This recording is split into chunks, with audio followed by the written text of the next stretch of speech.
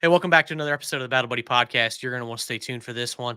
I have a knife expert, the son of a Vietnam veteran, coming on today to talk about some of his experiences on Forged on Fire on the History Channel. So if you've watched that, you might recognize this guy's name and his face.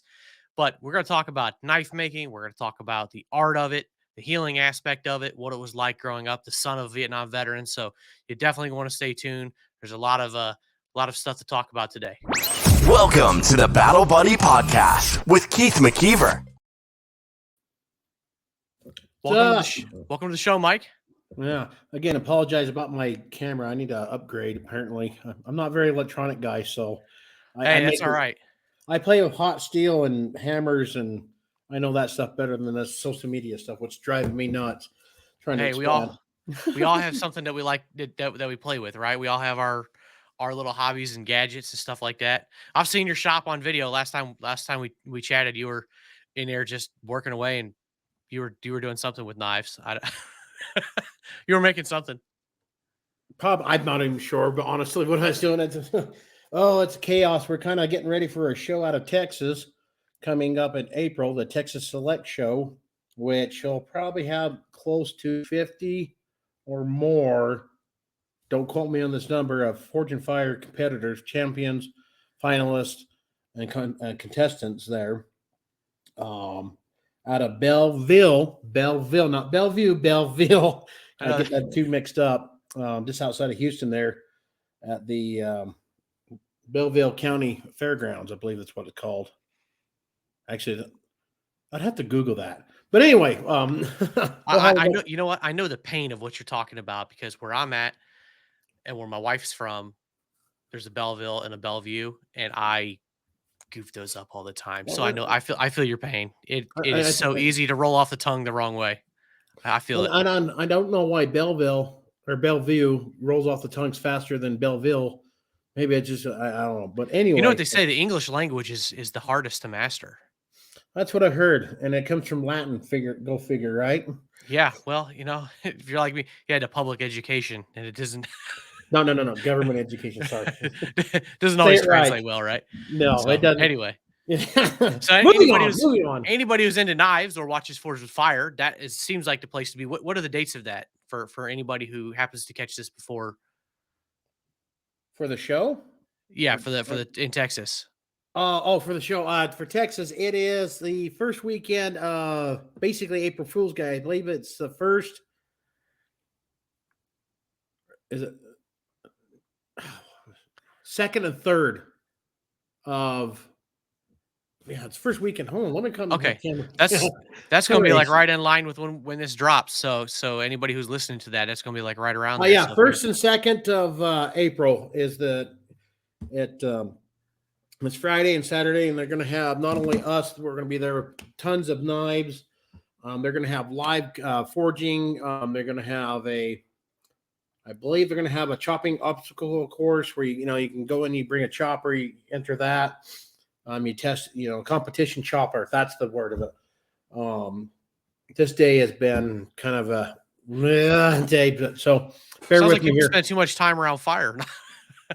No, it just Mondays are kind of every other week. I go to a chiropractor to get things straightened out and everything.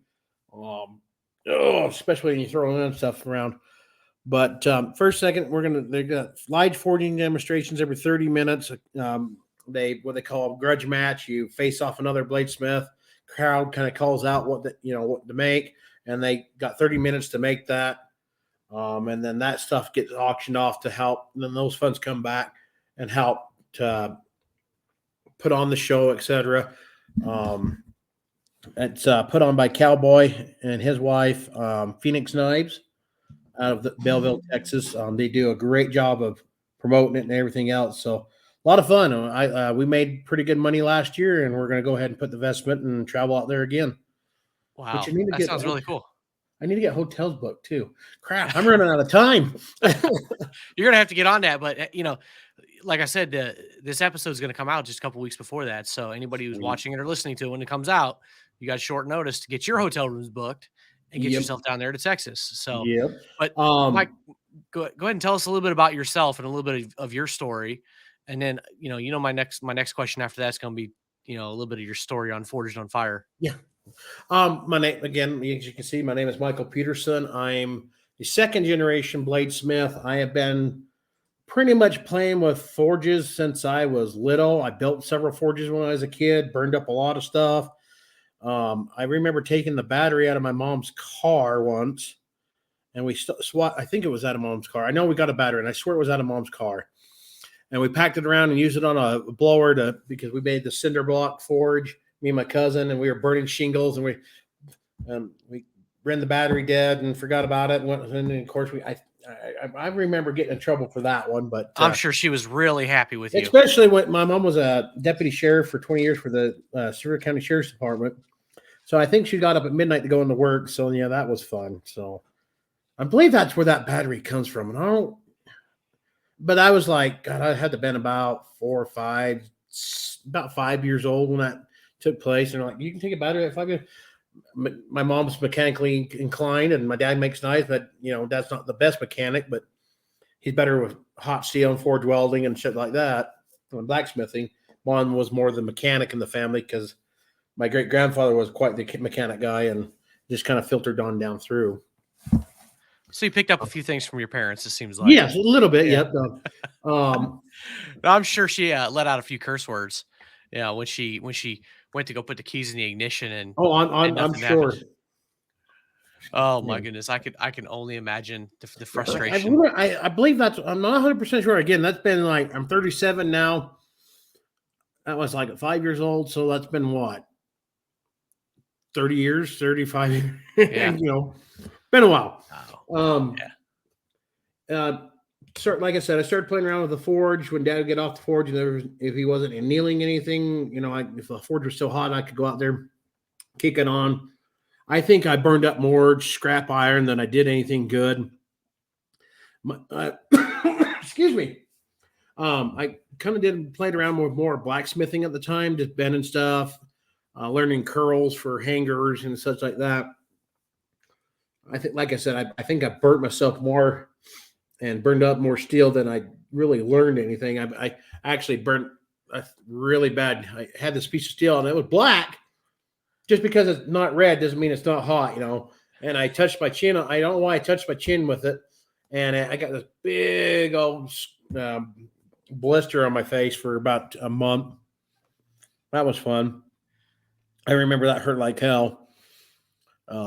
And that was actually in the shop that I'm in today. I live in the house I live in today. I lived up till I was 8 years old. Then we sold it and moved to the family farm after my grandfather passed away, who was also a World War II veteran and also I should have grabbed that knife. Dang it. I'm going to have to send you a picture of a knife. We'll get into that too. He was a World War II veteran. He was a corpsman attached to the Marine Corps in the Solomon Islands during World War II. So there's, kind of the deal there. And I forgot where I was going with this. Redrag. So. Well, there's something you said there that I think is interesting. I think a lot of people could take something from playing around with things, blacksmithing and bending metal and playing with things. And you probably broke a lot of things, failed at a lot of things, and learned a lot of hard lessons. Yep. And especially putting the tools back. Right. But I think that there's, it was probably a lot of creativity along that too. Like, I broke this. Let me see if I can fix this. And let me try if I can make this and try and make that. And I think that's really cool because that probably taught you a lot of really unique skills. Failing at this and failing at that and trying to, be creative and do this. And that's something that not everybody, gets access to. Like Dad says, when you're making stuff, learning, and not only telling me, but other people that's learned how to make knives from Dad, bigger the scrap pile, the better you're going to get. Just because you screw up on one project doesn't mean you're going to get better. And I still have issues. I've got knives. If you ever come to my shop, there's a knife stuck in the wall. It's probably because I screwed up, got pissed, and it landed stuck in the wall. Which me and a buddy of mine, that guy I'm teaching, he comes down on the weekends and learns from me and helps me out in the shop. He says, when you get your new shop, we're going to build your little area because, something like that happens. So we don't need somebody getting stabbed because you get pissed off. It's just one of those things, if I just throw it. And sometimes I try to not do that so much anymore, but. Well, if you put that much time, energy, and effort into something and something goes wrong, and I can understand. And a lot I of can get times it. oh, sorry. I thought you were finished there. No, yeah, I am. I said, I get it if you put that much time and energy and effort into something. And then, a lot of the times anymore, if something goes wrong, it's either I'm starting something new, I'm not understanding, and I've only asked questions from other bladesmiths I know, or I'm just looking at pictures. I'm really good at, I can't, reading and comprehension of that, reading a book or manual, everything else, I'm not that great at. But if you give me a picture, I can almost, within reason of making that knife or this or that or whatever I kind of want to build by looking at a picture. It's like instructions. You get instructions, please be a picture, please be a picture. Oh, we're going to be a wall kind of person. I can read. I don't enjoy reading, but I've got my family members all can sit down and read a book. Not me. I can listen to it, retain it, but read it, it's like it's gone. So I'm just wired different, but that's okay. I like it. Well, that's probably why you're still making knives, especially as a kid, like all that trial and error and everything like that, like doing so much with your hands, learning by doing and stuff. Makes sense. Yeah. And, back to where I was saying that earlier, because I went squirrel on you. About the time I was 10 years old, I started really, when we moved out the farm, Dad had his new shop. That's when I really started learning into making Damascus, kind of forge welding stuff, burning up stuff. And then started learning how to grind out there, learning to do the bevels, and getting very, very frustrated. And then went from there to, okay, here's your a blade, start grinding. Ruined the first 3 blades that I ever out of Damascus I ever did. I think they're still laying on Mom's bench somewhere. But if you ever come across a Damascus knife before I had my stamp and it has MP on the right side of the blade, remember my first one, please buy it, send it to me. I want to hide my first work. I've seen some of my stuff. I'm like, oh my God. Who made this? Sorry, you can't see this. No. I can understand that. Somebody once told me it doesn't matter what you do if you're in a creative kind of atmosphere, whether podcasts or music or knives, like your worst piece of work is already out there somewhere. It's not very comforting to know that, but Yes. like it's out there somewhere. So I must hunt them down and stick you back. Exactly. But can't always do that, I guess. So the first couple of years, just kind of making a little bit here. I started doing I grew up in the knife and gun show my whole life. Doing stuff up in Salt Lake. I never really got to go do a lot of the Vegas shows until I was older. Usually, mom, dad, that'd be mom and dad's get out of town, go to Vegas, go do their thing, get out away from everybody. Well, it's Sin City. You can't take a kid there, Yeah, true. Yeah. But then in '94, we took a family trip with not really a family business trip, with me and Mom came along. And it was Dad and another gentleman who dealt with knives. I don't think he really made knives. He was more of a dealer. And we just called him Dude with the Face. And I don't even remember what the guy's name, because there's kind of a story behind that. The Dude with the Face, because my brother and sister at the time were teenagers. There's a big gap between me and my older siblings. This guy's sleeping on the couch, and they're like, who's the dude with the face? And they didn't recognize because he shaved his beard, apparently. And finally, they heard him hear and holler out, and leave the touch and said, I think his name was Larry. But anyway, that's how I got the name Dude with the Face, because my brother and sister didn't recognize him. So we went out to Chicago in '94, drove back there, and did a show there. That was really cool. I can remember that to this day. I got to see my first handmade clean-on bat lift. Okay. I'm a Star Trek guy. I like Star Trek. Sorry, I don't really care for that other show. It's got stars in the front one. The originals were awesome. The original, before they did the remake, was awesome when I grew up watching it with my brother. After that, it's kind of eh. But I'm not one of those. Understandable. I'm not one of those guys that are kind of a uber Star Trek guy. I don't put the ears on and go to conventions. Conventions would be all right to go to, but there's too many people. There's like, if I'm not behind the booth, I don't want anything really to do with it. I mean, it's kind of fun to go meet the actors and such. Too many people. Stay away, right? Beam me up, Scotty. Like, yeah, get me out of here. Which is nothing wrong with it. It was kind of cool to go. I went to a Comic-Con in Salt Lake to meet Kane Hodder, who I'm going to be able to work with here soon in a movie upcoming. Do you mind if I mention the name of the movie? That's up to you. Go ahead. I don't care. Z Dead End. It's Kane Hodder is going to be starring in it, who is the original one of the Jasons in the Friday the 13th series. Okay. I made a really big knife for it. I'll have to send you pictures of it for it. Actually, a few knives for it. Sometime later this year, I'll be traveling out to act in a few scenes with him on that. And I'll probably end up being a zombie, and I'll probably get my head cut off with the knife that I made. So, that's cool. Hey, that's a claim to fame. You can't. Yep. So that's going to be coming in the works there, and it just kind of like I said, doing knife shows and such. I started doing knife shows on my own about 13. My first time was in St. George, Utah. Had a guy lay his hand wide open with one of my knives, and he ended up going getting stitches. The next day, I swear the guy was the guy that did the ER doctor sewed him back up, come and bought the knife because he was impressed with the. Sorry, my daughter's texting me. I just texted her back. Said I'm busy. I'll get back with you in a minute. I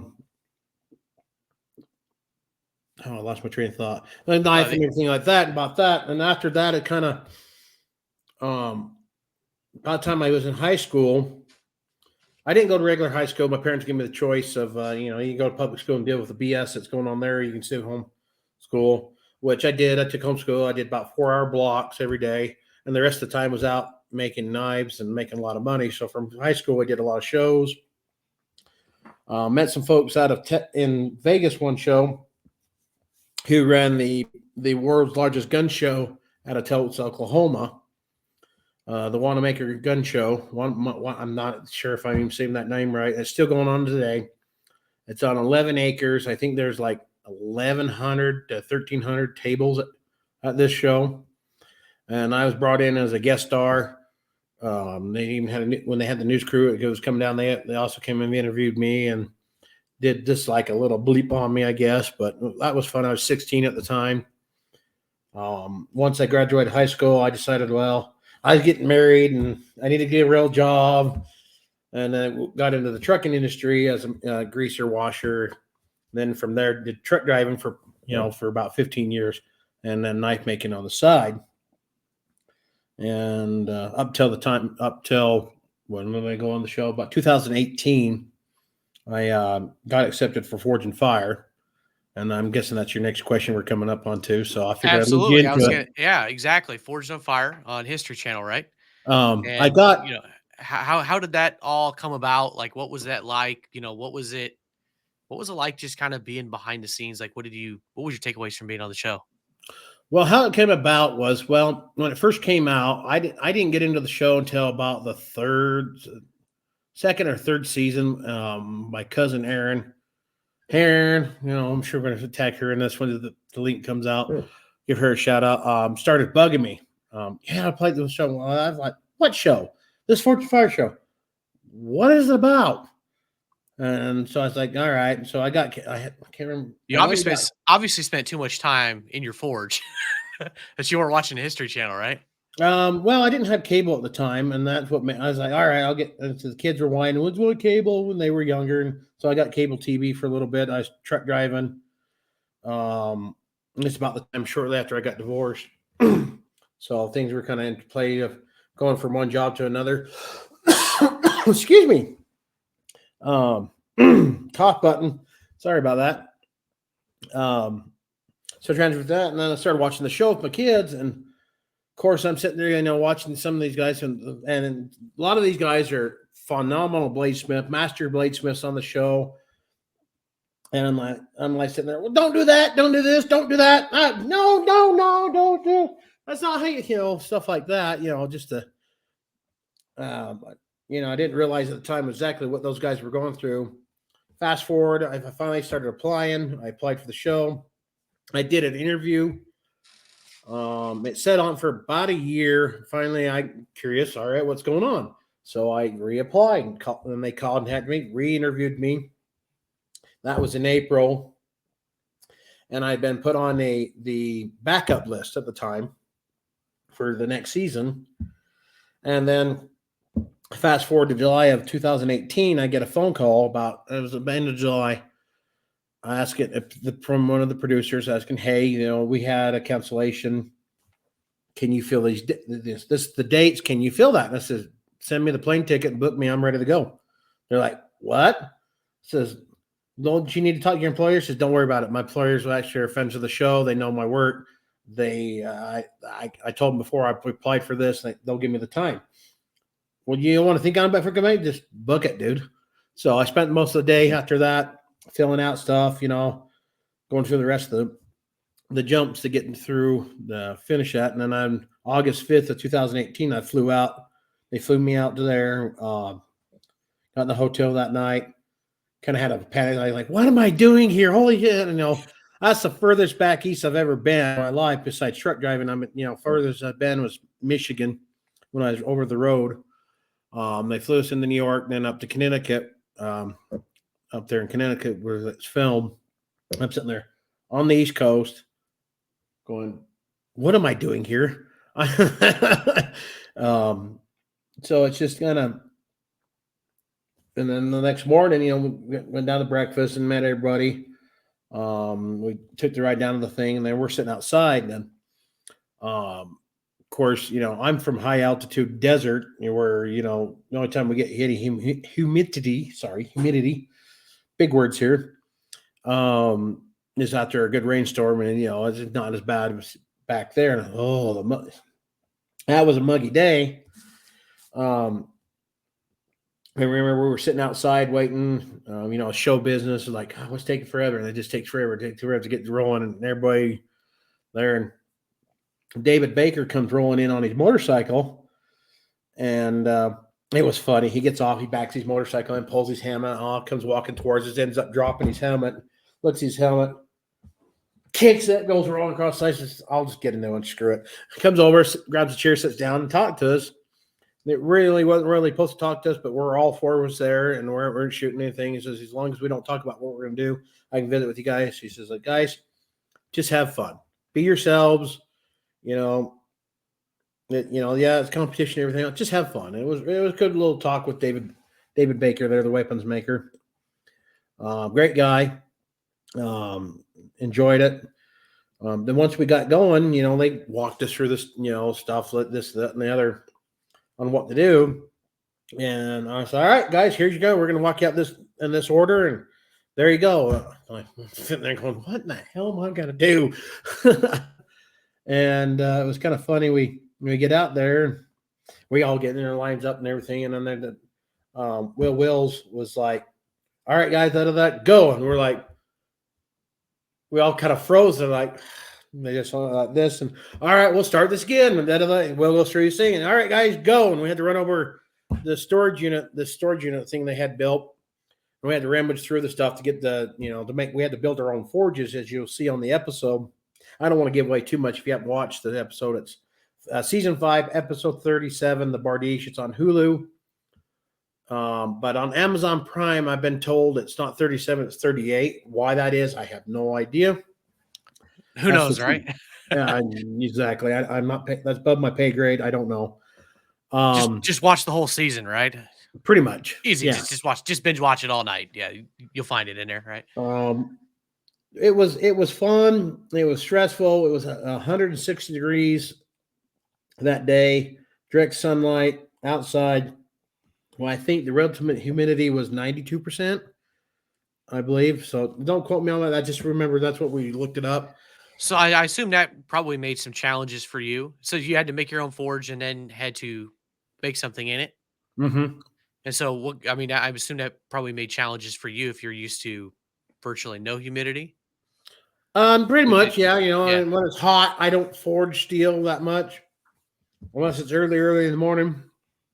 and we were all packed in this kind of cul-de-sac, cement wall behind us, as you'll see. So not only the temperature, the outside temperature, but you got 4 coal forges going. So, and no wind. So that heat's going to sit there. So I'll bet you with the forges there, it's probably me and John kind of speculated probably 100, maybe 110, maybe 120. It was hot. They gave us a big old block of 1095 high carbon, 1.5 by 1.5 by 12 inches long. And my mind's thinking, all right, we'll get it. We're going to cut a section off. We're going to put it there. We're just going to get it hot, and we're just going to beat it. No power hammers, all by hand tools, not even a cutting torch. And I'm just beating this thing. You'll see it. I'm in my mind, I'm cussing. I was like, don't say a lot of cuss words, because I've watched That had those been shows really and hard. you get the beep beep beep, and it's just like I try to keep from cussing. I think one time I said "damn it," and then when I got after it aired, people were like, "Well, you said the word damn it." Like, shut up. Like, should be surprised that's all I said. No, just That me. kind of heat. I mean, I can only imagine how much your arm would hurt after just working the metal like that. Well, it wasn't that. It was just the swinging the hammer wasn't that bad. It's just the heat, and you've probably been in a high humid area. You don't, when you sweat, it don't evaporate. Well, I kind of overheating. I actually got to the point where I walked off stage for 30 minutes. I couldn't feel my fingertips. My legs were going numb. I was like, I've got to go cool off. I got no choice. All right. If I don't go cool off, I'm going to drop. I go in the inside and sit down in the area. They have the medic come in, check me. Pulse was way the hell up there. I think my pulse was like 155. My blood pressure was like 170 over 155. It was high. It was up there. The stress load of it, being out of your environment, out of my own shop, and something else, humidity. That was plus knowing that you're being filmed and you're going to be on TV and you're in a competition. I mean, that all adds to it too. Right? Right? On top of it, they're like, be mindful of the camera guys. They're going to be running around. Almost decked the camera guy because I didn't realize he was there. I'm kind of jumpy, and so I'm working. I'm like, oh, okay, you're there. And see, that's the stuff you don't see on TV, right? Like they edited it up, and that's funny when you're sitting there watching it. I'm like, this is not how it played out filming. Then I got to remember it was edited. It's like, no, that's not the sequence how it worked. What the hell? They totally cut out why I almost took the camera guy's head off with the hot steel. Like, no, I was just in the grind, and I just kind of about elbowed him. That's why they got workman's comp, right? I mean, it endangers the job. At some point, when in between filming, the judges will actually walk the floor and kind of look over your shoulder and kind of watch. And Ben Abbott come up, and he's like, "Calm down." It's like, "I'm sorry," and just go back to working and everything. And it's just they'll stop you and you got to talk, and it's like more talk, you'll get more camera time. And I'm trying to, and my mind's focused on this. I'm trying to explain. And then one of the biggest things is you got sometimes when you'll see him working and then you'll see this off the side camera, what they call it, you got to talk in present tense when you do the interview parts afterwards, and like you're talking like you're doing it. And I'll tell you what, that was the most confusing thing ever, and especially when we got out here, the crew, when I made it all the way to the end, and we came home here to film at the home forge stage of it. If you haven't watched it, this is, what do you call it? Like a recap or something, or no? When somebody, spoiler alert! Sorry. Yeah. So I made it all the way to the third round. We'll let you decide who won or not. But he was reading off some of the emails and such. He goes, yeah, and he mentions it. Oh, and Mike really enjoys talking in present tense. And I'm like, oh God. At that point, I've been going for 5 days straight. That's from traveling out, filming the 4 days there, Connecticut, day home traveling. I got home at like midnight that night, 1 o'clock, up at 6 o'clock in the morning, went over, got my kids, had breakfast with them because I hadn't seen them in a week. Came home, and about 9 o'clock, the guys were here. And from there, it's 40 hours. We jumped right into it, and it was it was altogether like 9 days straight from start to finish. That night, I slept for, I swear to God, 24 hours after that. So it was fun. What I kind of took from that is it was one, I've never been the person growing up through school or anything. I always had the fear of stage fright or going up in front of people. And I kind of overcome that a little bit, and I had those nerves. But it also gave me, after going and doing that, I was trying to work to establish from a hobby to a legit business. And after that, that's what gave me the gumption. Go ahead and set up my LLC, establish my legal business name, and go legit. Was doing that part time between trucking and etc. And then we did a grand opening. After that, we started offering knife making classes, and we started off slow and got better and better at it. And fast forward 3.5 years later, I finally decided, I got to the point, it's like, it went from making $5,000 a year to $12,000 a year up to when I finally decided to go for it, made $32,000 part-time knife making, roughly somewhere in there. I don't know. It's in the tax return somewhere there. And that gave me the gumption. I finally, you know what? I got enough work. I'm tired of dealing with everybody's got that one person that they can't stand at work. Yes, you're a good dog. Sorry, dog begging for pets here. So I just finally said, you know what? I'm going to go for it. And that was September 2021. Yes, 2021. Quit the job I was working at First Firearms then, and then just went from there. And 16 months later, here I am. So now your dad. Now, did he do this as a full-time career as well? Yeah, after Vietnam, he served in Vietnam once from like 70 to 71. He was in the 173rd Airborne as a sniper in country. I'm not exactly sure what area of Vietnam he was. I'm sure I've been told several times. I just don't remember the exact thing.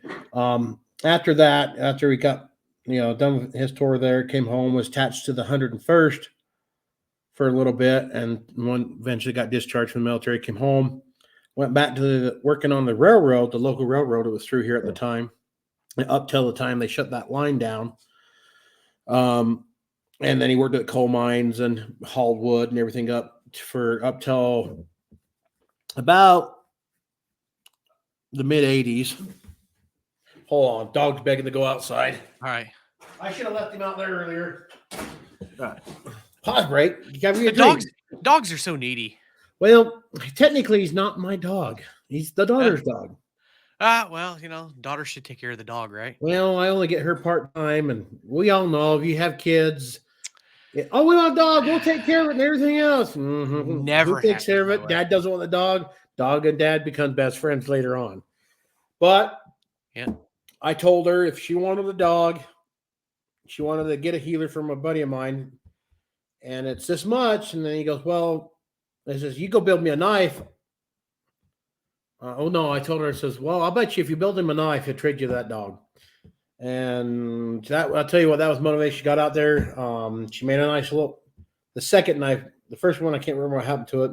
It's been 3 years ago. First knife turned out, so I made another one and then traded that and got a puppy. And boy, was I foot and mouth there. It's like, well, I didn't think she'd take me serious. So now she's got herself an eye on a Maine Coon cat. I told her, well, that's how much it is. You want a Maine Coon cat? You know how to make the money. Get out there and get to work. I'm afraid that I'm probably going to end up with a Maine Coon cat, which there are pretty cool looking cats. I mean, a cat the size of a dog. Come on, why not? Well, I mean, teaching her some good skills, hard work. That's what you get. I mean, it's what you get, right? You got to work for what you want. So, hey. And that's kind of how my parents raised me pretty much. You want it, go earn it, go buy it. It's your money. Go buy what you want. You blow all your money, you're broke. Well, it's your own fault. Go make more. And that's what I did with a lot of my knife money and such. But back on to where Dad, I was born in 1985. About that time, I think Dad got laid off from the coal mine, was hauling fire, got laid off, and then I can't exactly remember. Anyway, something to that effect. And I was hauling firewood. By the time I was born, that's when Dad started really getting more into knife making. He's always had an interest in knife making. Backtrack when Vietnam is their story. I remember telling me he had this knife, and I can't remember what kind of knife it was. Big, pretty good sized one. He was stationed. They were on some kind of hill, and I think of this during the 30 day of no shower. Ooh, just to think about that, like no. I could go 2-3 days camping without a shower. After that, I'm finding the creek. That's why I joined the Air Force. I'll leave the jokes alone. I've got a lot of friends in the military, and it's kind of nice, even though I didn't serve or anything or any capacity or anything like that. But a lot of my friends and family and a few other people I know through bladesmithing are veterans, and it's like it's kind of cool. I get to crack those jokes. Same thing that they do that. Usually, sometimes civilians will get pulverized at a bar if you run your mouth off. I've heard those stories too. They only let you crack those jokes because you have knives. Well, I'm pretty. Well, we all have knives. Some of them are knife makers themselves. Yeah, but you got a lot of knives. True. Actually, I have a bardiche. There's a hint on to what I made, but anyway, like 30 days. I guess the only water that was available was cooking and drinking. Is basically all they had for 30 days. Ugh. Just thinking about it. He had a knife, and he spent better part of that month learning how to regrind that edge and everything. And going from there, but now fast forward back to 1985. About the time I was born is when Dad really got started making knives. Had this one shop out here. It was between that shop and benches here in the house. His graving bench, I remember that. About the time I was a year old, Dad took a class from Bill Moran. Now, Bill Moran at the time was a big knife guy, blacksmith, bladesmith. He was one of the founding members of the American Bladesmith Society. As a matter of fact, he was the one who named that. He actually has a bladesmith school named after him there in Texas. I think it's Texarkana side, if I remember correctly. I mean, you can look that up. Took a week-long Damascus making class from Bill up there in Cheyenne, Wyoming at the university. Or was it Laramie? Laramie, Wyoming. Sorry, Laramie, up there at the university. And then after that, pretty much downhill from there, just making knives. I grew up, Dad had all the tools, the trip hammers and everything else. So to me, growing up, and Dad had all these tools, and I just assumed, everybody else had these kind of tools and everything. So and then starting, fast forward to visiting other people's shops, like I grew up spoiled because I always had the tools there at my disposal, and looking at other guys' shop, like, some guys use power hammers, some guys use presses. Press, in my opinion, are okay for certain things. I'd rather I've got two little giant trip hammers, a 25 and a 50. That's two of my collection. I've got a few more, the 100-pounder, the 250, and the 500-pounder that I want to add to my collection eventually. But if you notice, I go squirrel a lot here. Another thought jumps in. ADD. All right. So for your dad, obviously this was a business and he can make some money at it, but how much do you think, being a Vietnam veteran and some of the stuff he dealt with, inevitably PTSD and whatnot, how much do you think of that making knives and being in the shop and the artistic side of things might have been healing for him? I would say quite a bit. I think, when you get working and focus, and I mean, in my own case, kind of not to compare what Dad went through, but I lost my middle child 13 years ago due to complication of a drowning accident and the swine flu. So for me, I after going through some therapy on it and everything else, I kind of buried it on the rug because I had to go truck driving right pretty much a week after her funeral. I went on the overroad because, well, I had to go to work. I kind of just kind of buried it. I thought I dealt with it all right, prayer, going through prayer and etc. Fast forward, 5 years later, going through a divorce, went through some therapy and everything else. I thought I dealt with it, and then the therapist kind of walked me through it, and like, ooh, and then helped me work through it, how to deal with that. But working with knives, and from my standpoint, I kind of understanding, you can your troubles go away. You can take and work that negativity and use that and burn it off by producing something cool, something good, something I can sell, and then I take that money and spoil my other kids or pay for a bill, etc. And that's what kind of the knife money was on the side for, not only just supplemental income, but help with going out and going to do stuff and go fishing, etc. So I would say it helped Dad a lot with through all the years. That way he could focus that into that, and if that makes any sense at all. Yeah. So, I wanted to ask that because I think I've had a few guests on that have talked about art and healing. Matter of fact, actually, the episode that came out, the week that we're recording this was, kind of hitting on that a little bit. That there's a lot of ways that you can use art, you know, and knife making is an art, a very hot and dirty art, but just like making clay pots or using a brush and painting something or making music, whatever, it's you're putting creativity into it in your own way, your own vision, time, all these different things into it. Like, you can put those passions and those feelings into what you're creating with your hands.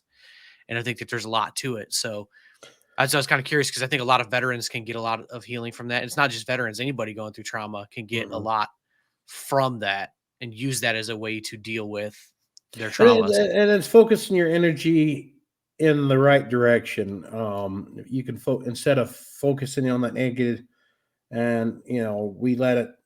We can let it consume us, or we can work through it, which ain't easy. I mean, like I said, I thought I dealt with my daughter's death, and the therapist like, no, and it kind of walked me through it. And like, ooh, it's like you went to work, you went, as men, we're fixers. If you see a lot of the things that we we're the ones who try to fix everything, provide everything. It's who we are. We're man. That's how we were designed.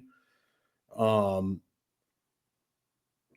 I'm trying to come up with big words here, but so we're capable and everything else. When mental health, I'll throw it to the side and just go forward. That's probably why a lot of men have a lot of mental issues, suicide, or such like that from trauma. Because Well, it's the only other thing you can do. You just you push it down and it just it piles on until you get to the point where substance abuse becomes an issue or homelessness or Mhm. suicide. Yeah, Like it pushes on you until your shoulders can't take anymore. and And kind like of you for just got to me, deal with it. Like it sucks to rip that band-aid off and have to deal with it, but you got to deal with it eventually. the thoughts, when you come to that let in the dark, and my thoughts were, yeah, did I after my daughter's passing, like I was, suicide? No, I don't see myself that because, knowing my luck, I'd probably end up with color with crayons the rest of my life. I was more the thought of, you know what, I could get my backpack. I got enough skills that I could just disappear in the wilderness, not deal with another soul or whatsoever. That's more of my thoughts of escaping of things and just get away from everything. Um, but what stopped me from really doing it is thinking about my daughter. We just had a newborn a month before my daughter passed. Amelia, as there was her name. Daisy was born October 5th, 09. We lost Amelia 1 month, literally to the day, the following month, November 5th, that year, which is really weird. I'm kind of one of those that do kind of, I don't believe in coincidences. Buddy of mine ran he's kind of a numbers guy, and he ran the numbers of birthday, this date. I'll take all the days up. He said, dude, her number was up. He did the mathematics, and he showed me, and it's like, that's weird. I honestly, after the accident was in previous April that year, my ex-wife was pregnant with Daisy at the time. We spent 2 months in Primary Children's Hospital, and so it's kind of, I think she came out of, we got sent home, was doing better. I honestly think she only stayed long enough to see her sister born and was doing good. And then the swine flu epidemic broke out.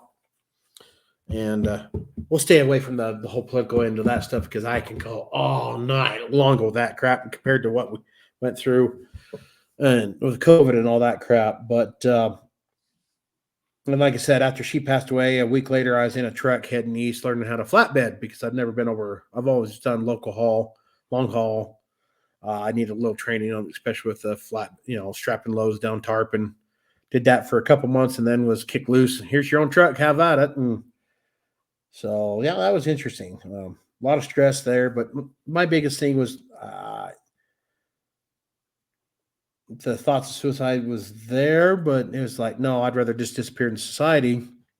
But looking back now and seeing, like I said, I got a lot of friends who served Iraq, Afghanistan, and such like that. They're my age and older that I all know and work with and such. And hearing their stories and then what they went through for therapy and then work therapy and everything else helped me recognize some stuff growing up that we didn't understand with dad. Gave me a better understanding. Okay, that explains a lot. Helped me, we talked about that. Set of tools saying you can get in trouble, etc. So, it explained a lot. Not trying to get too personal stories into here, but it explained to me a lot. Okay, now I kind of understand what dad went through. Vietnam veterans is all we all know. Got home, don't wear your uniform, don't tell them you were there, just hide it, blah blah blah. A lot of guys that I know were dad's age and such like that, hearing stories, a lot of them didn't realize because we're out in the country, we're kind of central, small, I guess you could say Western hillbillies or whatever, rednecks out here. Farm kids and everything else, they didn't pay much sense until I think it was end of Desert Storm when everybody come home. They did the big parade and everything. And I remember hearing stories about a lot of the guys talking about that, and a lot of them saying that's when they hit it when they realized that, well, we never got that. A generation of soldiers that were just spit on and treated like dog shit because, pardon my language. No, feel free to use whatever language you wanted. And doesn't bother me. I've heard it all. Well, yeah, I try to keep it kind of clean, especially in interviewing, because I do got a salty mouth. I use the F word like a verb or whatever, a noun or whatever they call it. I'm bad at English language. The whole audience on this podcast is all military and veterans. We've heard it all and used it all. God, I've heard that when them guys get talking, it's like, I'm gonna go over here. No, I fit. You do have some very interesting points. Like the World War II generation obviously came home to like ticker tape parades, and obviously they saved the world right from the very axis of evil and everything. But the Korean War veterans came home to like nothing. They just came home, and Vietnam veterans kind of came home and to what they came home to and had to hide kind of their identities. And in Desert Storm, it was different. There was some parades and like, look at the success, this smashing success that you had in a really, really short amount of time. And you kicked Saddam, like you kicked him quick. And then, really over the last 20 years, all these deployments to Iraq and Afghanistan, now that, especially where I live, there's a lot of Guard and Reserve here. Mm-hmm.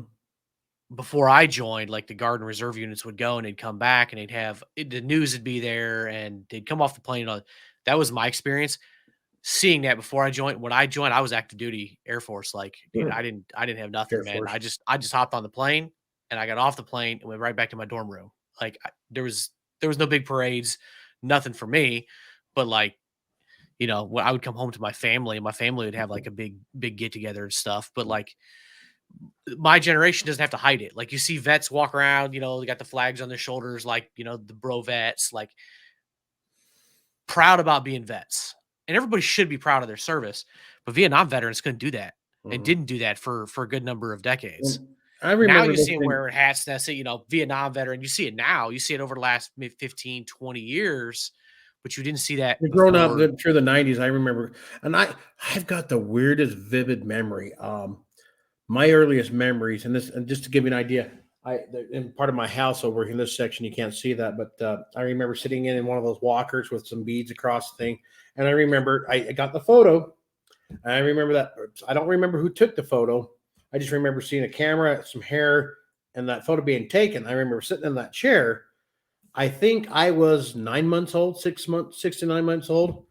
And also I remember crawling across the floor. I got my parents like, how do you remember this? I don't know. They're like, nice tales, remind them of this. We never said that. Yes, you did. Yes, you did build that. No, we didn't. Yes, you did. How do you know? Because I remember it. Don't ask me how I know. The mind works in mysterious ways, right? Oh God, I've been catching these sidetrack here, squirrel. These videos pop up on social media about ADHD and everything else, and memories. And remember the most useless information. And I sucked at school and history and everything else. But now, fast forward, and I learned most of my history from listening to radio programs, watching History Channel before they got into the reality stuff and a lot of the history stuff there. And I was like, ooh, this is much more interesting than what they taught in school. Well, because they made it boring in school, that's for sure. But yes, it's definitely much more interesting as an adult when you get to pick and choose what you want to learn. And I think let's backtrack back to when they Gulf War, when they guys come home, they had the big parades. I remember hearing an interview on a program I listened to. I don't know if I can mention him or not, or his program, or so. It's on a satellite. And I believe it was on Andrew Wilkow Majority on satellite radio where I heard this from, or was it Truck and Bozo? I can't remember which. I think it was anyway. I remember him talking about how Vietnam veterans, like we're talking about, come back, had none of this. And when Gulf War and everything, a lot of the veterans, some of the Vietnam veterans stood up and said, "Hey, what's not, did something to help, set up these stuff to welcome back the other guys because they didn't get it." I think that's where a lot of the charities come up from. Was started by a lot of the Vietnam veterans that stood up and say, "Hey, we're not going to let them be treated like the way we did." And it was a good interview. I'll have to see if I can find that. That was a good interview. I listened to that. That was a few years ago, and that popped up in the back of my mind there. So I don't know if you heard anything like that or not, or not that I know of. So back to your dad being a Vietnam veteran, what was that like for you as a kid, with some of your dad's struggles? Any advice for other kids whose parents have PTSD and maybe kind of, that struggle? Any advice for them dealing with their parents who, PTSD is one of those things that is not easy to really kind of get a grasp on. You know what I mean? How to navigate that as a kid. Well, growing up, I didn't understand it until later in life, but now kind of looking back, definitely don't sneak up on them. Don't come up sneaking on and go boo, because you might get punched. not doing it intentionally or being mean. It just, reflex, you guys, the combat veterans, or any veteran really, your mindsets change when you go through, training and such. Reflex. I would, when growing up and everything, when, dad was having his off days, we'll call him that, and go out in the backyard, play, go to the park, go away, stay away, and let things cool off. And that's kind of what we did, and we'd ask questions, every now and then. What stories about Vietnam? What kid doesn't want to hear war stories, growing up? Mom didn't really particularly like it. So we were because mom doesn't want you to get these ideas in your mind that you want to serve. No, not really that. It was more, don't bring it up. It's, And don't stress dad out too much. Yeah, so some stories you tell us. There's some stories you're like, I don't what? Okay. We won't share some of those stories. It was kind of years later I finally realized, whoa, that's what he was talking about. So there were some good stories, some of the things that was like, wow, he shared with and such. definitely when it comes to spirituality, there's a couple. If I remember correctly, they were him. It was my dad and two other guys, and I believe I want to say they're crossing a rice paddy, and ended up getting into an ambush. The guy in front of him and the guy behind him were killed, unfortunately, but not a scratch on my dad. And my faith is my own. I'll share my faith with people. I grew up, everyone around here is LDS. I don't really have anything to do with the mainstream corporate church, as I call it, anymore. I do believe some of the faith of the LDS, but I only keep it for myself. My parents were libertarian before they were, libertarianism was cool, thinking back, because I had a lot of friends who were Baptists and such, and I went to a Baptist camp, and so I got this big kind of melting pot of other people's faith, and I have a good, healthy respect for a lot of people. But I would say, if your parents, and as a kid, you're growing up, you don't understand it.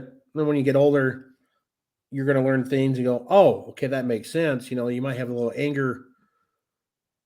There's those emotions of, like we've talked before, that,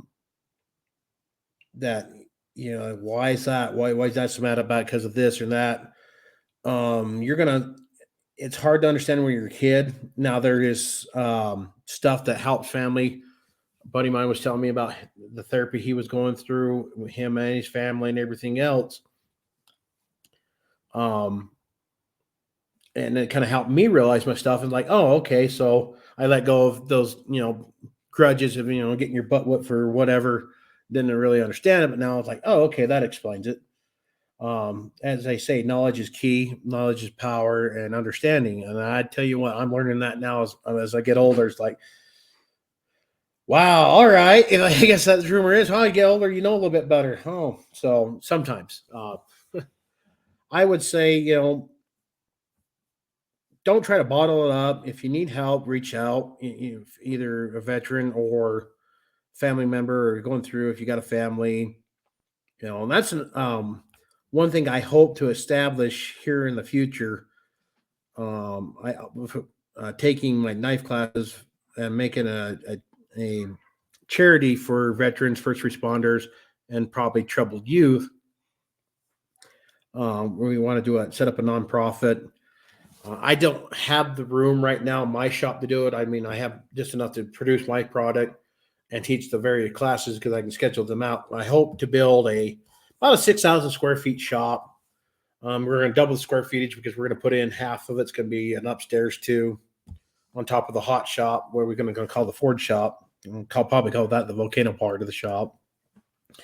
But I kind of hope that, having an understanding of listening to my friends and other veterans and what they've gone through and how they kind of taken their steps of going through recovery. I don't know, is recovery the right word? Or therapy, or... That's a good question. Maybe therapy. Therapy, yeah. Recovery, Okay. it's like I don't know if some of that stuff is anything that you really I don't want to shout out the wrong word and have somebody emailing me. Yeah, no. You used the wrong word. You got because it's not really anything that you really necessarily recover from. I think it's something that you can, at least in my own experience, like let's just call it the tool. You get different tools and you get a different awareness of different things that you do. And then hopefully you can recognize when certain things are bothering you, triggers, if you want to use that term, and you start recognizing like, oh, hey, this is starting to bother me. And now I can start implementing these tools to mitigate the behavior or the reaction to it. And I think that's one thing we can offer through bladesmithing. We're at basically kind of a recreational work therapy. Well, here a while back, matter of fact, a friend of mine who was with the Triple Deuce, he's retired now, did his 30 years, retired. He brought some material, that piece of shrapnel, about yay long, actually 2 pieces of it. I don't know if you can see my fingers. There you go. I'm over here like, where's my hand at here? I know, it's always hard to find a camera. It's like that was a shroud of that stuck in his helmet. A couple ball bearings that came through the floor. I can't remember if it went through his leg or not. I swear that's what he told me. And one of them went through in him. Some of it got pulled out of him. We took that, we mixed it with and made a canister. And then also took some ball bearings from. He's a truck driver too. We took some of that meat, and I took some. I was like, well, we're gonna do something cool. Well, we're gonna throw some meteorite in there too, because according to legend, meteorite can have the abilities of slaying demons, dragons, creatures of the underworld. And I kind of thought it was kind of cool to mix that in there, because he wanted me to make a knife for him that he could take all that negative that almost took his life, forge it into a new product, a new thing that he could use not only for camping, cutting up potatoes, if he had to defend his hit not only himself but his family or whatever, and be able to. Because a knife, what is a knife? What exactly is a knife? It's a tool that you can use for lots of purposes. My slogan in my company is a knife's a good friend when you have no other. And somebody asked me, what's that mean? I says, well, I didn't come up with that. I kind of was watching a TV show and heard that line, and it just stuck with me. So I copied it out off a really cool TV show that I liked. And it's, what does that mean? Oh, a knife. What does it mean? A knife is it's a good friend when you have no other. Well, I can use a knife to make food. I can make shelter. I can make clothing. I can gut animals, skin them out. I can fasten it and take it a spear. Like, how are you going to hunt with it? So, well, you make it a spear. You tie it to take bark. You use it to take bark, or willow, and wrap it to a spear, and you can hunt deer. With the right knife, you can do that. So, like I said, it's not only clean your fingernails out, or cut twine strings, or shank the guy coming through your door at the middle of the night, or whatever. But yeah, it's just kind of and it's a tool, and bladesmithing and learning the techniques of, like I said, I do knife making classes, and I've always, each class I'm nervous. I'm like, am I really going to be able to translate? And I'll tell them straight up and say, I can show you better than try to describe the steps of making. This is, you just got to watch. I try to explain this. So this in your mind, your mind's translating. You hold the grinder and you rotate the blade. Your mind's going to tell you to rotate. You don't know that. You don't do that. You put it on the grinder because your bevel's already there, and you just kind of apply the pressure to a certain point. And that takes a lot of mental that I've learned. Like I said, I've been doing this for 27 years, and I kind of, as Dad says, you forgot more than most people know about knife making, and which is, I'm learning that as I go through knife making. I literally, when I first started these classes, I had to go back and remember when I started how to make knives, in order to show people to get through that steps and get through that fear of grinding it. Because everybody's like, I don't want to screw up. I don't want to screw up.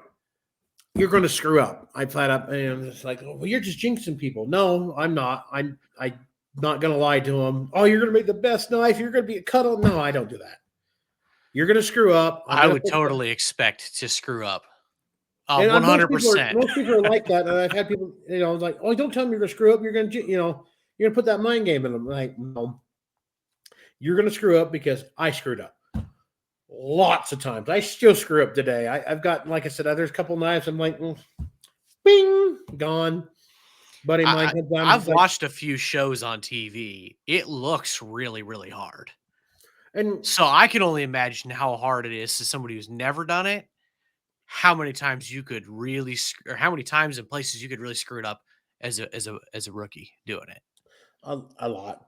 And so, they come channeling back to, I think that's why I want to take, not only do I know it as a kid growing up with a father who was a veteran and no other veteran, such an understanding, looking back, okay, I understand what they're going through. Not only help working with veterans and other veteran bladesmiths who were veterans, kind of understand how they go through and their thought process and what they've shared with me on their healing. And with this meteorite canister with the shrapnel and everything, turning that in, made a very beautiful knife. I'll see if I can find a picture of that. He keeps it with him on the truck, I think, all the time now.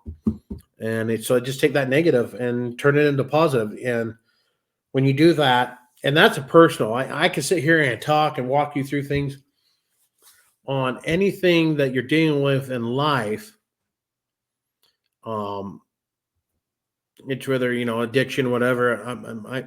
You can help people out left and right, but until, especially with some issues with myself, until you're willing to, and again, I'm speaking personally for stuff that I went through, until you're willing to actually deal with that on a personal level and change, people can help you out as much as they want. It's not going to happen. If that makes, am I making any sense? Because I'm starting to question myself. Oh yeah, no, makes sense. Until you willing to, and I think when I'm forging and I'm making stuff, and there's some blades that I made that it's like sometimes the steel, as we thought, wants it go that way.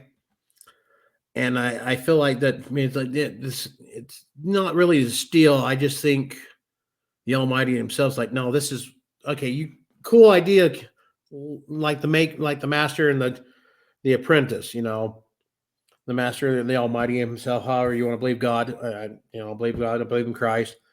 Through when you put your hands in Him, it's just like the forge. You're being put in the forge, and you're changed, and you're working stuff like that. It's like when you watch a knife, you're like, okay, that's not the way it was coming up, but that's even better. It's just really weird when you get working. It's like I was working I'm going to make a buoy. I'm going to make this buoy, and it came out chef knife. A really cool looking chef knife. A buddy of mine grew up together. His wife's got it, and it's one of her favorite knives. She almost had to. The kids decided to put it in the dishwasher on her. No, we don't put my knives in the dishwasher. Oops. Mama was not happy. Oh, I bet. Kids got grounded. It's like, bring it back. I can clean it up. Yeah.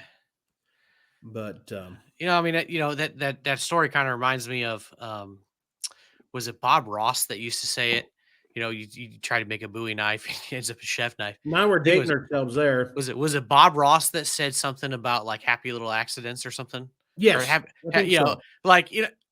Perfect example. Like you try to make something else happens, like it's an accident, like this is not the intended. My question is, but I'm happy with it. Like this is even better. This works. This is great. Is it really an accident though?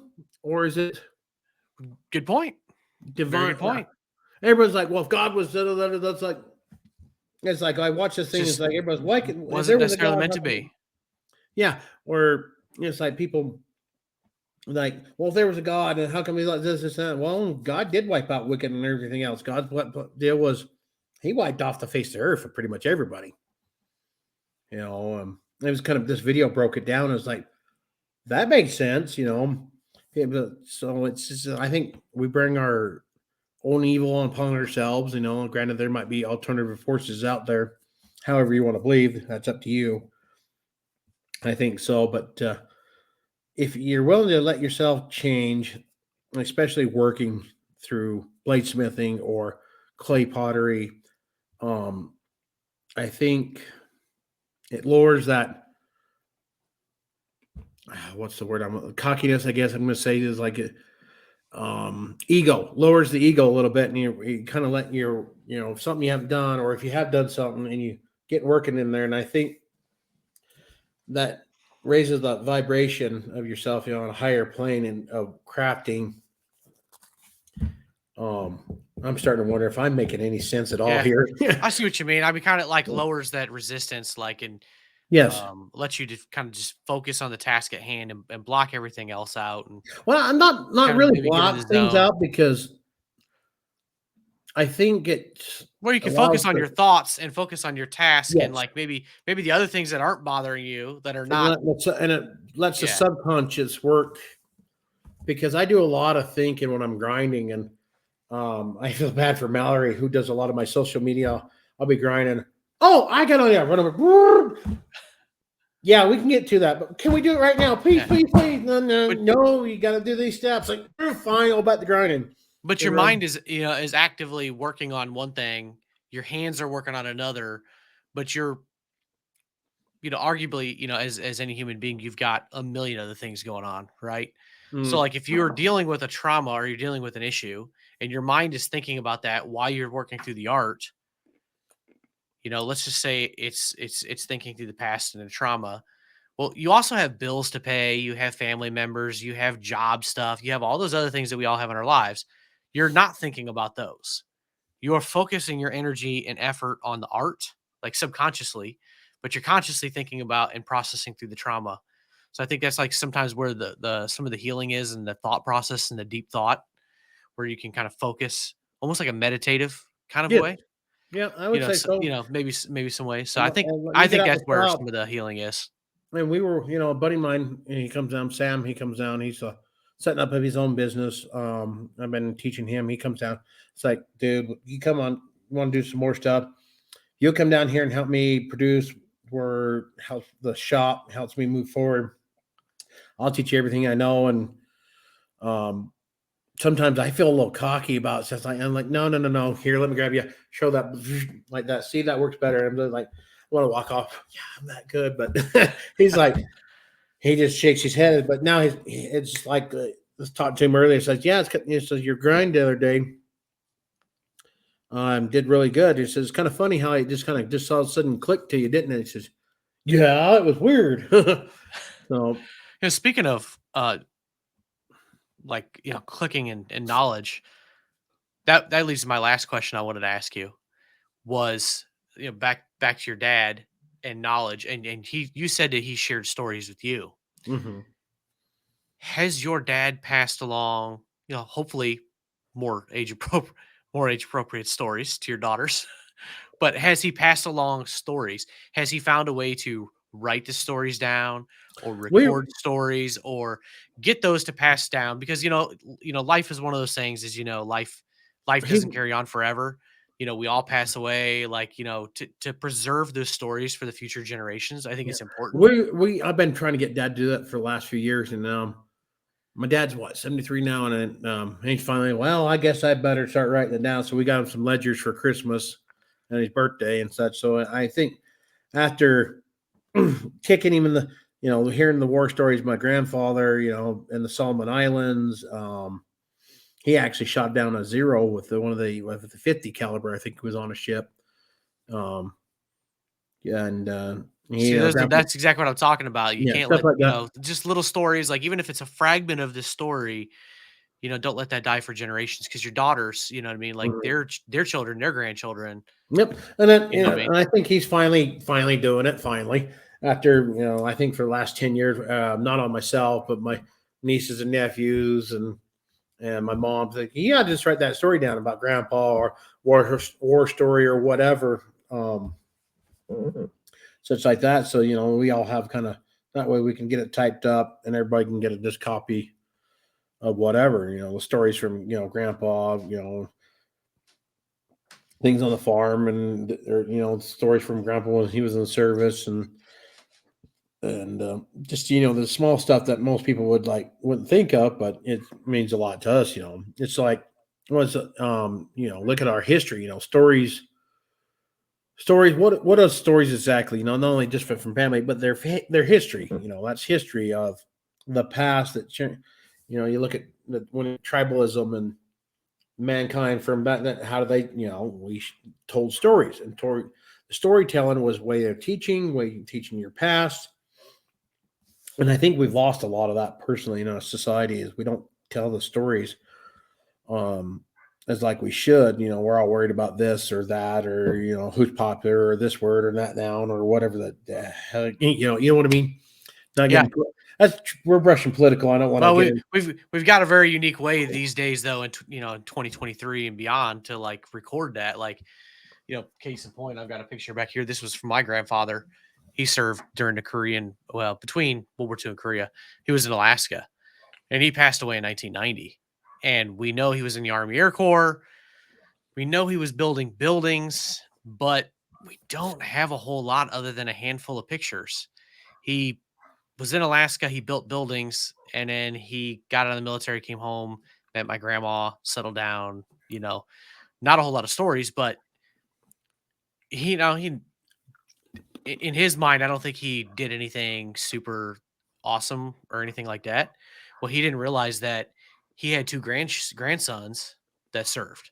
I had a cousin that was in the Corps, did a deployment to Afghanistan, I did 2 deployments to Iraq. Like, I've got my great grandfather on my dad's side. I got his jersey, or uniform that over here, hanging in a jersey box. Nice. Um, and so it's like, I'm obviously love the history of things. Like, I would love to know the stories. Like, what unit was he in? Like, we're missing some of those pieces that he just, he served his couple of years and got out and didn't think anything of it. Like, he just built some buildings in Alaska. Or There was a lot of snow, and saw a couple, saw some moose, and you got like, a big didn't picture. care to tell his kids. You know what I mean? My grandpa went to San Diego for training. What's the name of that camp? I can't think of the. Pendleton. Yeah, I think so. I think it was. Yep. Um, I think that's in San Diego. yeah, Don't shoot me, Marines. I'm sorry. yeah. I think Lejeune is in North Carolina, or in the Carolinas. Pendleton's in California, I think. Yeah, my dad was my grandfather was a medic. He was in the Navy. Was attached to the Marine Corps, but that's where he went. The last of the riflemen. That's on his headstone. Um, I can't remember how many men were in that unit that when they graduated boot camp. But only 3 of them made it home out of the entire unit, and Grandpa was one of them. And it kind of makes you like, okay, there must have been some divine intervention there because, and I remember one of the stories, Grandpa shut down. I can't remember if he was on a ship or if it was in the island itself. I can't remember which. I swear it was. Well, anyway, he ended up shooting it. There, all of a sudden, there was no fighting, and all of a sudden, boom, there was fighting, planes coming in, and he watched this plane go off and crash. And well, about that time, it cooled down enough. About a week later, Grandpa went out to see if they could find that plane. And by the time Grandpa felt bad because he shot somebody down, but he was really good at shooting stuff down because Grandpa hunted birds. You knew how to lead. Duck hunting and such like that. And finally, when they found it, and all that was left of the pilot was his skeleton in his uniform, all the bugs and everything cleaned. It was a clean skeleton, and it's kind of weird. Wow. One of the other cool stories is that I remember here, Dad was telling us, Grandpa, they were out and had a little boat. I don't like a little dinghy or whatever. They were going out nice spearing fish, and they're not exactly sure what they speared, but they think it was a giant manta ray because 2 fins come up the side of the boat and everything else. It drug them out there quite a ways before they cut the rope and started diving down. It was something huge in that area. I guess there was a lot of manta ray in that waters, but they said it was, from the description of the story, it seemed huge, big enough to drag that boat. Sounds like a typical fisherman story.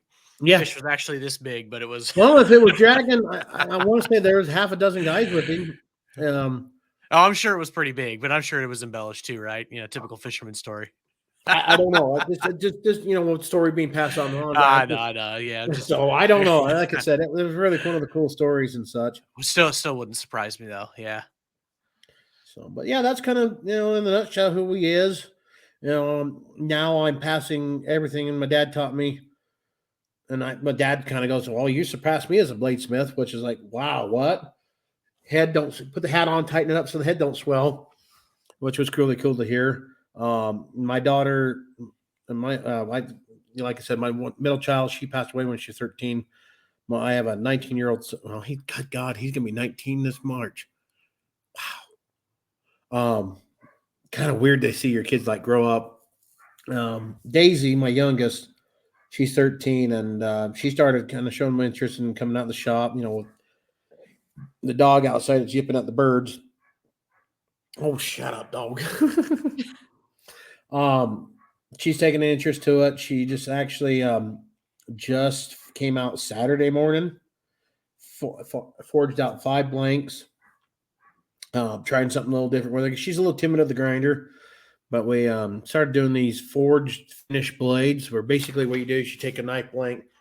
I have some cutouts. My EDC line is a 1095 high carbon that I cut out and just what we call stock removal. It's which really nice change up from forging all my blades by hand out. Just something to give a little more of a product for people that can't afford the high dollar Damascus, etc. She forged them out. We had a good time doing it, and so she's like, "Well, I got to go. I got to make some money. I've got a school trip come up, and I want some money to go spend money on whatever I want." I'm like, there you go. There's the shop. So she's learning it. I believe there's going to be an Rob. Let's give Rob a shout out. Rob Garcia. Sorry, Dr. Robert Garcia, Air Force guy. There's all those jokes. Cheer Force and everything. It's funny. Enough of the jokes, and then he cracks a joke about himself being in the Air Force. It's quite funny. Great guy to work with. Hey, we are pretty good as Air Force guys about cracking jokes at ourselves. We kind of walk right into it. So I've actually have a friend I grew up with. She went into the Air Force, and I give her and her husband shit all the time. She's, "Oh, I've heard it all. You can't hurt my feelings." I know, but can't make fun of others if you can't make fun of yourself, right? Exactly.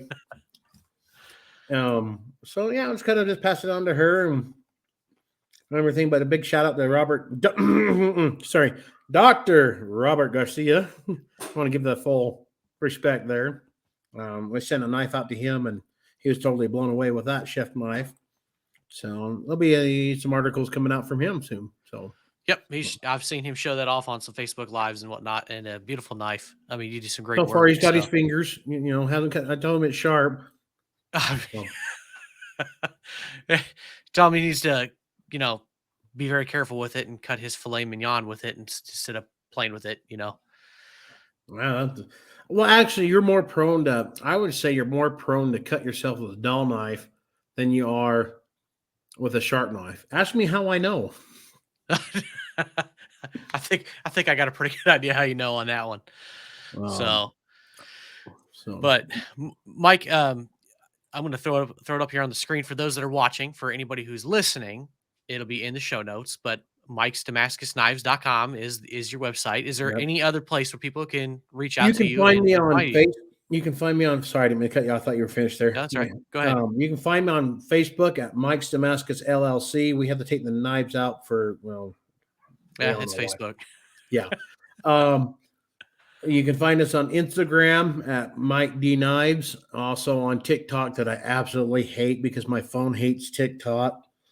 But we got to be on there. We're gonna do it. We're gonna do cheerful until we can put it on something else, and then pay somebody else to deal with that. At Mike D Knives 1 on there, we got some really cool videos we've been doing. We're trying to do more media content. I'm trying to get that up there. I hope to launch my own version of a podcast that I can do interviews of other bladesmiths. I got a buddy. Matter of fact, I'm gonna give you I'll send you some information. A buddy of mine who's a veteran who has his own spice rub. So if you get a steak knife set, and I forgot to send some to Rob, so I got to go get some send to Rob. Sorry, Rob, I forgot to send his spice rub. We're going to start shipping out his sample bottles with our steak knives, anything that's kitchen cutlery related or barbecue related. We're going to send you his rub because he's a local guy, he's a veteran, and it's just damn good, delicious shit. I mean, not only do I use it for barbecue, and I use it on everything, my salad. Literally, I even put it on my toast. It's that good. So, sounds nice. Awesome. Well, not only do you need to have something good to cut your food up with, it does need to taste good too, right? Yes, it does help. And if you're interested, checking more out, check us. We do a lot more. I do a lot more stuff on Facebook because I know how to run that a little bit better. We do. If you're local and want to do a knife class, we do knife classes. We've got different classes there for different rates. Also, we hold, I got to get gearing up for the second one here soon. We do online Facebook Live knife auctions. So you can pick up, we start them. Basically, we don't call, we start them out at reserve price, what we need to get out of them, cover costs, and then go from there, make a little money. We have a little deal going on. We're going to start doing a quarterly drawing. And this kind of, I think, fits with you and the veterans, is we're putting a bug out bag, a hiker's backpack, deep woods, go out and have tools. It's going to have some really cool stuff in it. First aid kit, it's a cheap bag, but hey, you know what? I think it's a good looking bag. I'd use this sucker. I mean, there's better qualities out there, but we're going to just start trying to help encourage, So how to get entered in that is for everybody who wins a winning bid on the knife auctions, you get a ticket in the drawing. So if you buy 5 knives, you get 5 entries. So, and we plan on doing that throughout the year. I think the grand finale one I want to give away, we're going to give away a rifle. I think we're going to do like a 1022, also with a coat and some, we're going to do a big kind of a grand thing. It's something I've been wanting to do, and I'm finally getting to those goals. And it's really weird to be able to actually make these goals. I'm like, holy shit, how am I doing this? That's good. That sounds like some awesome stuff. So anybody who's listening, if you're interested in it, make sure you go follow Mike on all those platforms so you don't miss it. But go make sure you follow mine too. So when I And see it, I will follow make this guy sure that I too. share it. So yeah, when I see those kind of things, I mean, I love to share those things. That way, love to share anything my past guests are doing, so it's out there. So anybody who's connected or like somebody's message that they know what's going on. So Awesome. Mike, I appreciate you coming on here, No, I sharing about appreciate it. I mean, I'll jump on these. your journey. I hope that makes sense, because I'm probably gonna be sitting on the couch like, oh, I should have mentioned this, or oh, why did I talk about that? Oh, That's all right. No, man, I appreciate it because it's really cool to hear about your behind the scenes stuff with the Forged and Fire, but also to share a little bit of insight, as the child of a Vietnam veteran with some PTSD, kind of dealing with that, and some advice and tips and tricks for some other kids, they go through that I because hope it made there's a sense. I lot. mean, like I said, I can only talk from my experience, and I'm not a therapist, so That makes two of us. That's why I invite therapists on. Yeah, because I am not the expert on that. So, but I do appreciate you coming on, and don't be a stranger for the show. well, anytime anyone come back on.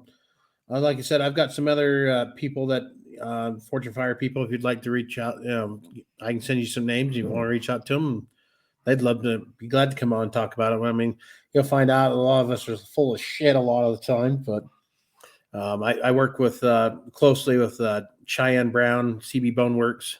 Hope you don't mind me shouting these guys out. And then Dustin Rhodes of Dustin Rhodes Forge Works, Robbie Bowman. If you're ever out in Pigeon Forge, if you ever get out to Pigeon Forge, Tennessee, make sure you look up Robbie Bowman. He's got a knife making experience there, and he's a really great guy. Spicy Mike, another veteran. He's a veteran and knife maker, makes beautiful. You can find him at Seven Dragon Knife Works. God, there's a lot of guys I'd like to mention, but we just don't have the time. So, like I said, I appreciate you stopping by and checking it out. So everybody, make sure you go check out and follow Mike on all of his socials. like you said, this is going to drop like 2 weeks before we're out in Texas. Yep, We'll be it's gonna be in. about a couple weeks before that. So yeah, Yep. absolutely. If you're in Texas, close to Belleville, Michael, Texas, there we'll be at the county fairgrounds of that. I can't remember the. I think I want to say it was Belleville County. Just look it up, Google it. We'll be there. There's going to be at least 50 guys, and I know for a fact that Jason Nielsen, one of the judges from Forge and Fire, a great guy, ABS Master Smith, makes beautiful stuff. Wasn't one of my judges. I had Ben Abbott. Don't ever go toe-to-toe drinks with Ben Abbott. I'm going to tell you right now, don't do it. That guy's part English. He can hold his liquor. That's for another story. I mean, he's a great guy, though. I got his number. I shoot him texts every once in a while. I try not to bug him because I know he's got his life, and he got married here recently, and got a young kid, and great guy. Just don't try to match drinks with him, because I tried one year, but it was a fun weekend. Noted. All right. Thanks for stopping by, Mike. Yep. Thank you, man. There you have it, folks. I hope you enjoyed. Remember, if you are struggling at all with anything, the National Suicide Hotline number is 988-PRESS-1. And as I always say, if there are resources that are not on my website that you think should be, please reach out and let me know. And I've added a lot of resources over the last couple of months to my website. So make sure you go check out what resources are on there and use them. There are a lot of great resources that are out there. So please go out and use those.